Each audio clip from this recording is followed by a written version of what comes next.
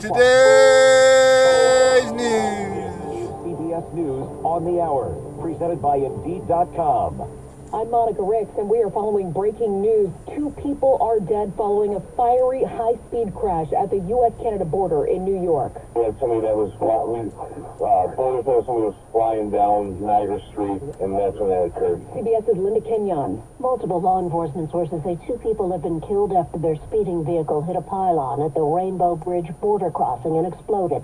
This man saw the explosion from the Canadian side of the border. You can see that there are police vehicles blocking the entrance to the United States. This man also saw the crash. It was a ball of fire like 30, 40 feet high. The FBI says it's all still too early to tell whether this was terrorism. This happening, of course, as millions start traveling for Thanksgiving. I'm excited to go up north and, just annoy my family, right? I mean, they only get it like twice a year, so. That's Yaya Faulkner, who hit heavy traffic today in California, and she is not alone. Lower gas prices are something to be thankful for as tens of millions travel this Thanksgiving week. Justin Patterson is glad there's less pain at the pump. This has been ridiculous. Gas prices, everything else, and people can barely afford this.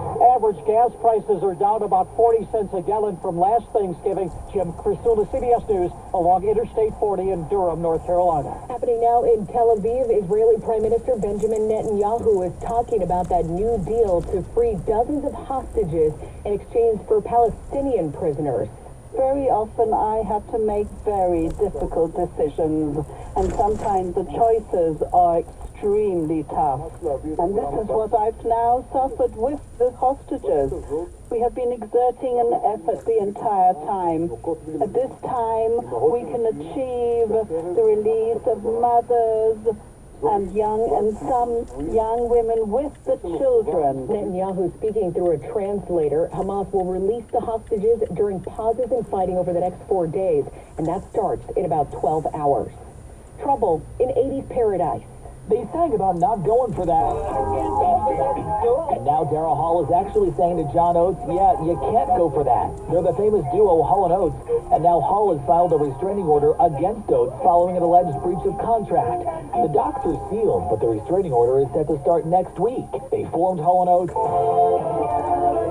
in 1972.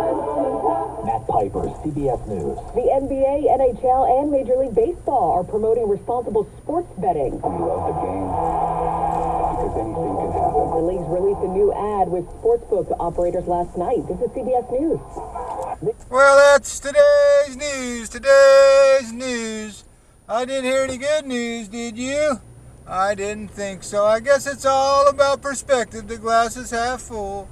Well, as always, I'd like to thank you again for coming along with me on these Dash Cam News adventures. You know the drill. Peace, love, and all that hippie jazz. Bye-bye, everybody. It's 63 degrees outside.